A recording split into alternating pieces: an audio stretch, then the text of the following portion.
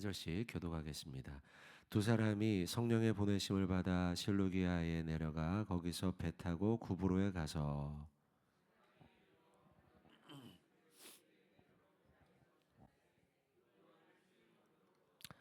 온 섬 가운데로 지나서 바보에 이르러 바예수라 하는 유대인 거짓 선지자인 마술사를 만나니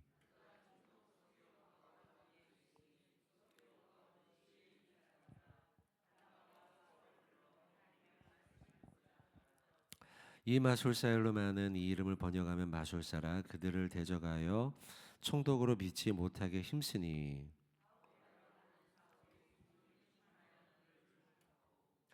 이르되 모든 거짓과 악행이 가득한 자요 마귀의 자식이요 모든 의의 원수요 주의 바른 길을 굽게 하기를 그치지 아니하겠느냐.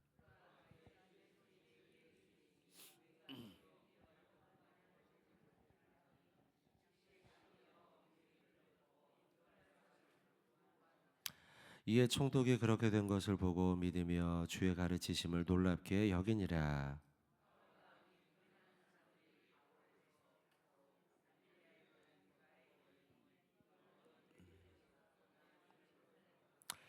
그들은 버가에서 더 나아가 비시디 안디옥에 이르러 안식일에 회당에 들어가 앉으니라.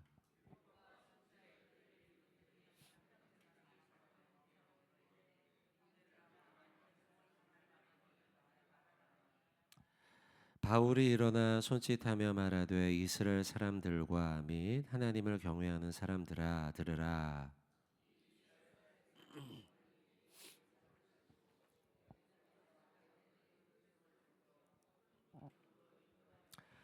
광야에서 약 40년간 그들의 소행을 참으시고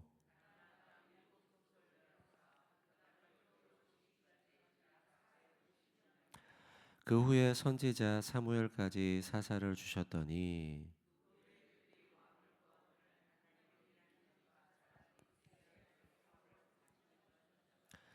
패하시고 다윗을 왕으로 세우시고 증언하여 이르시되 내가 이새의 아들 다윗을 만나니 내 마음에 맞는 사람이라 내 뜻을 다 이루리라 하시더니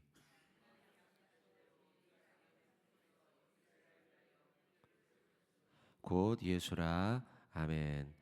우리 리딩저스 본문을 따라서 그 가운데 오늘 13장 말씀 같이 보고 있습니다. 리딩 지저스가 이제 얼마 남지 않았습니다, 여러분들. 뒤에 본문들은 이제 서신서기 때문에 굉장히 짧게 남았는데요. 끝까지 잘 따라와 주시고 같이 성경을 통독함으로써 40년 사역을 행사를 마치면 좋을 것 같습니다. 오늘 본문은 사도 바울과 그리고 바나바와 그리고 마가 요한이 전도 여행을 하는 과정 속에 벌어진 일입니다. 초기고요. 1차 전도 여행 가운데도 초기입니다. 4절부터 보시면 두 사람이 성령의 보내심을 받아 실루기아에 내려가 거기서 배 타고 구브로에 갔다 이렇게 되어 있는데요. 구브로는 이제 섬입니다. 섬으로 배를 타고 이동을 한 것입니다. 그러니까 걷는 수고는 좀 적었겠죠. 배로 한참을 이동했어요. 물론 배를 타고 이동하는 것도 상당히 어렵습니다. 지금처럼 항해 기술이 발전해 있는 것이 아니기 때문이에요. 그리고 지중해라고 하는 곳이 늘 소용돌이가 있는 곳이기 때문에 당시에는 배를 타고 간다는 것은 역시 쉽지 않은 어려운 위험입니다. 하지만 육로로 걸어가는 그 수고는 적었다라는 거죠. 그 구브로 섬 안에 살라미 5절에 보면 살라미 지역에 이르게 됩니다. 하나님의 말씀을 전하고 이때 이제 요한의 이름이 나오죠. 요한을 수행원으로 두었더라. 이 요한은 마가 요한이니까요. 요한복음의 요한이 아니고 마가복음의 요한이라는 걸 우리가 염두에 둬야 됩니다. 온 섬 가운데로 지나서 바보라고 하는 곳에 이릅니다.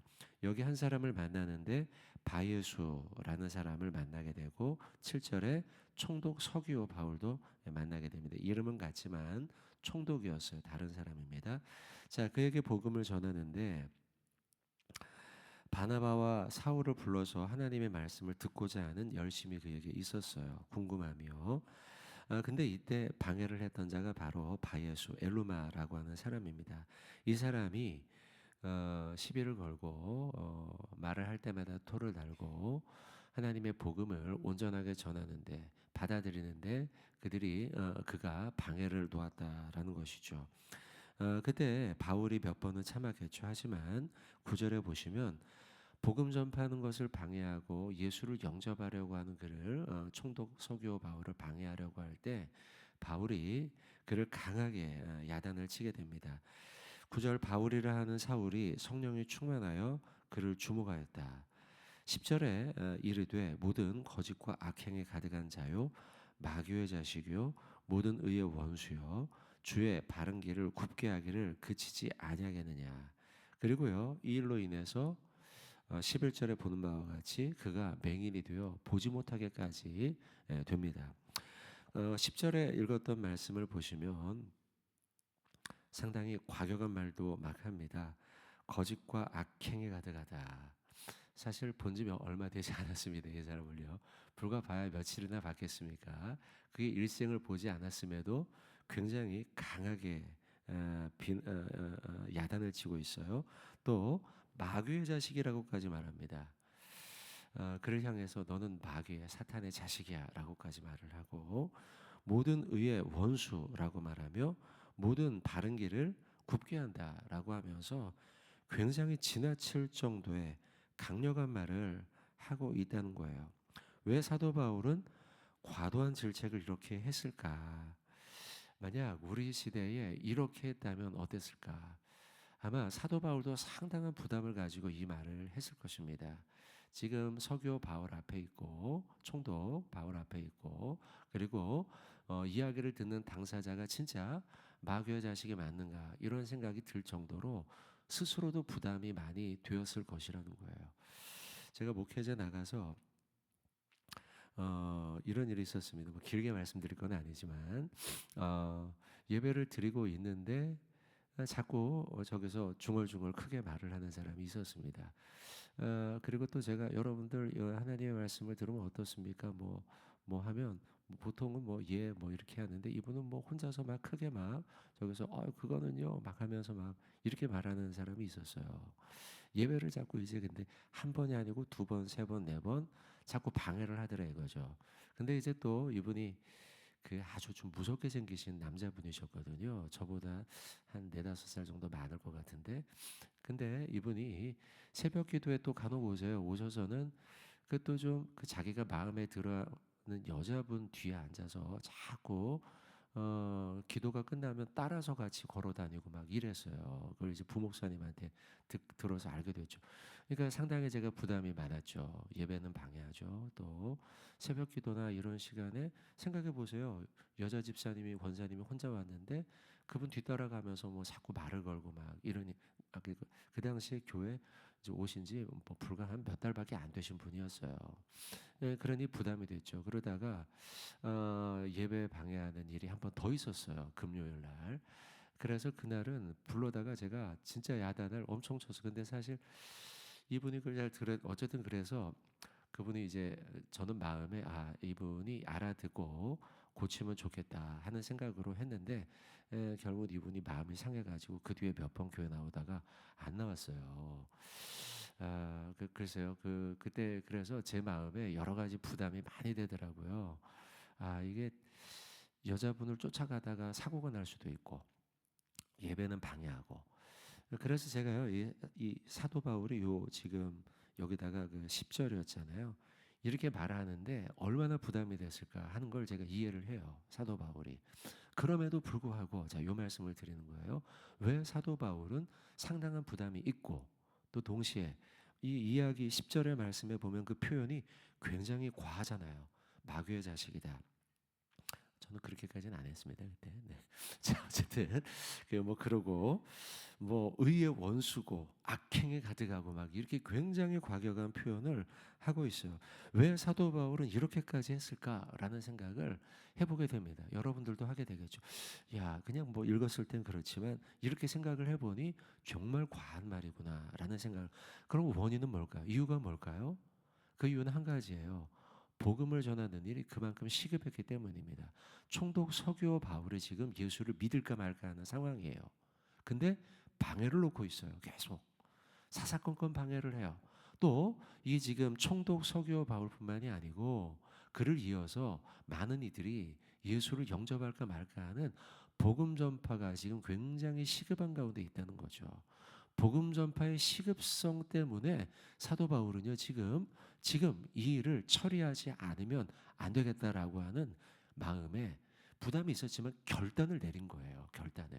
결단을 내려서, 그래, 지금 내가 영적으로 이 일을 바라볼 때 저 바이오스는 지금 하나님의 복음 전파하는 일을 방해하는 사단의 세력이구나 분명히 깨닫고요, 마음의 부담이 크고 그리고 그 표현이 과격하다 할지라도 분명히 이 시간에 결단을 내리고 내가 이때 복음 전파하는 일을 매진해야겠다라고 결심했다는 거죠.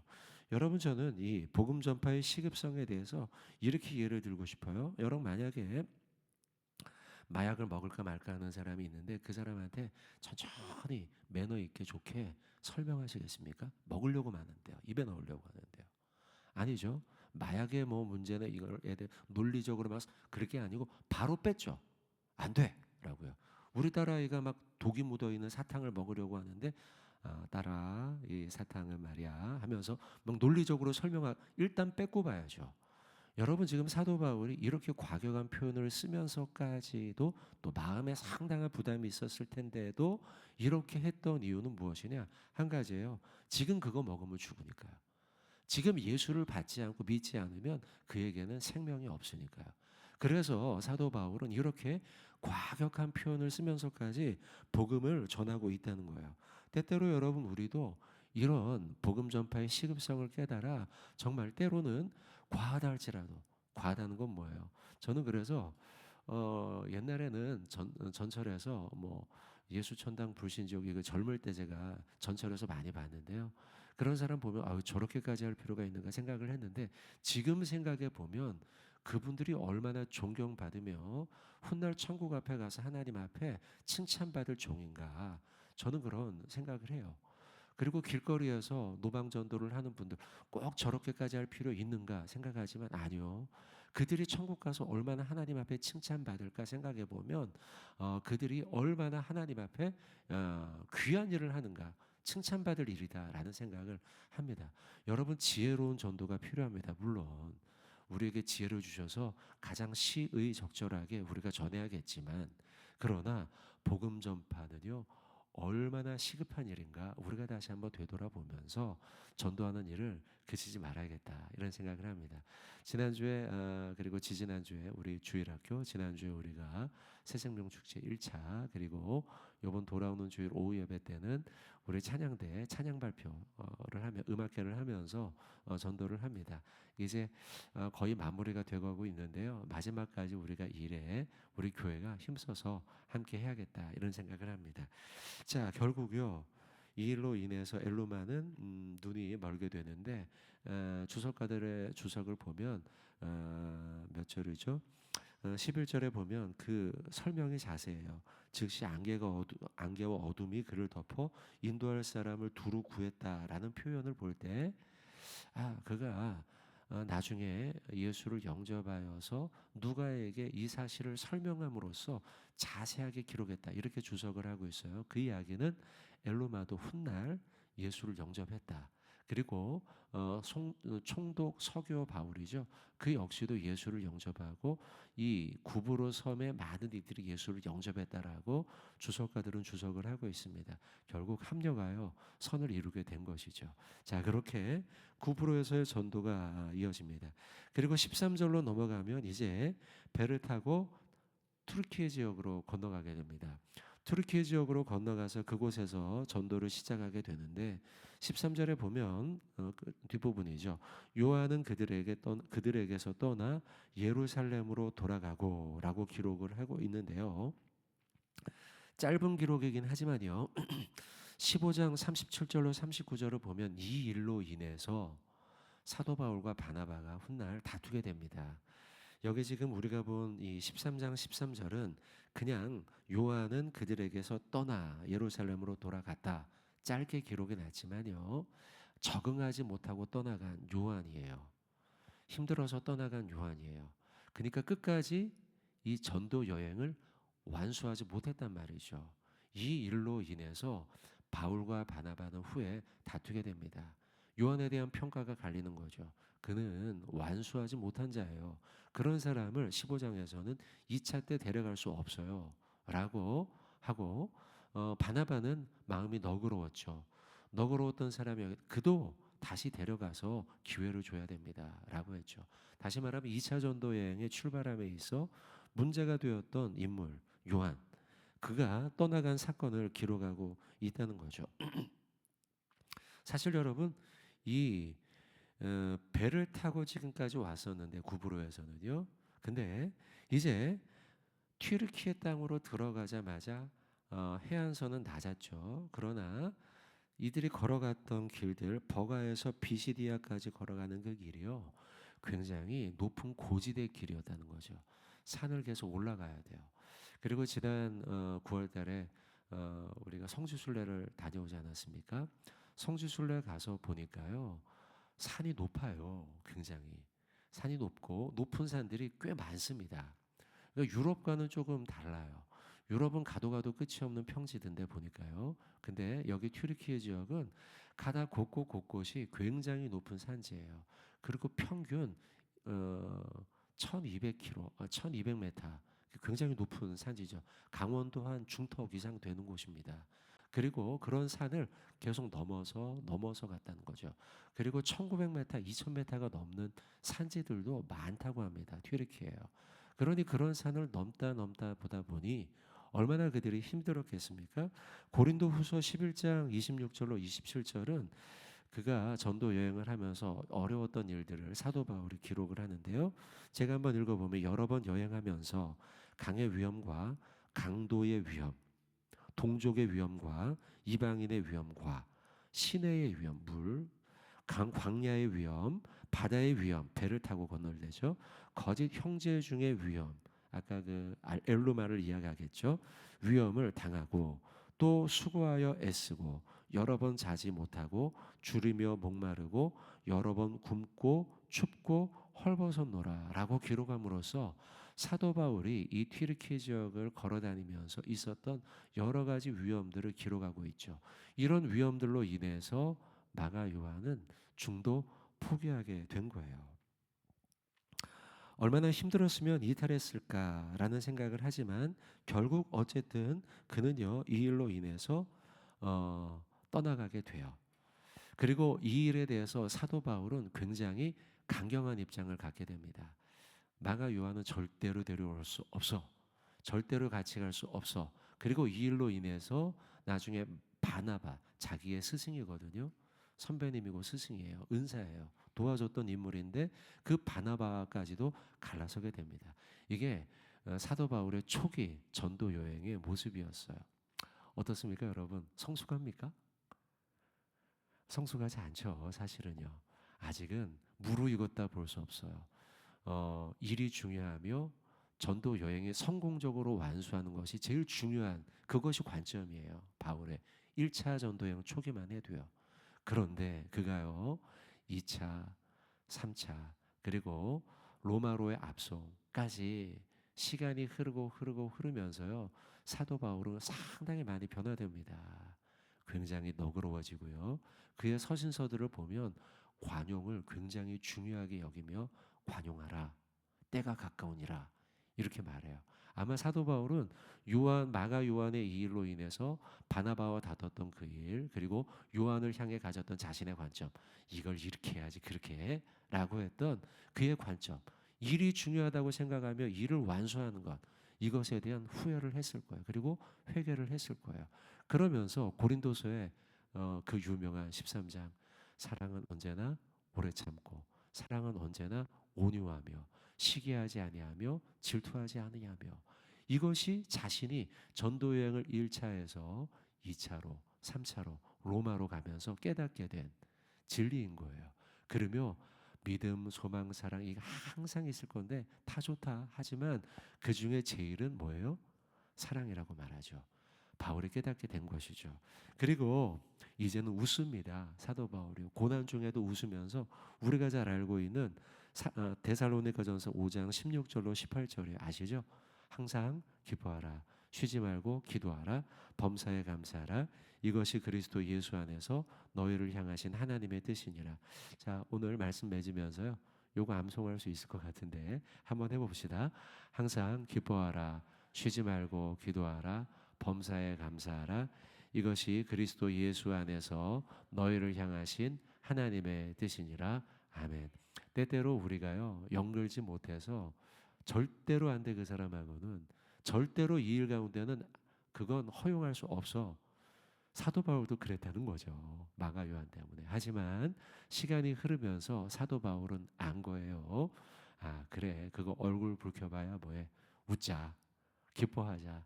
그리고 감사 많이 하자. 그게 하나님의 뜻 아니겠어? 어려운 일 만나겠지. 그럼 뭐 하면 돼요? 기도하면 되는 거예요. 항상 기뻐하라. 쉬지 말고 기도하라. 범사에 감사하라. 사람으로 풀리지 않음을 우리가 알고 사람으로는 풀 수 없음을 아는 거죠. 그러고 우리가 할 일은 감사하고 기뻐하는 일. 바라기는요, 오늘 하루 이 말씀과 같이 기뻐하고 기도하고 감사함으로 살아가는 복된 하루 되시길 주님의 이름으로 축원드립니다.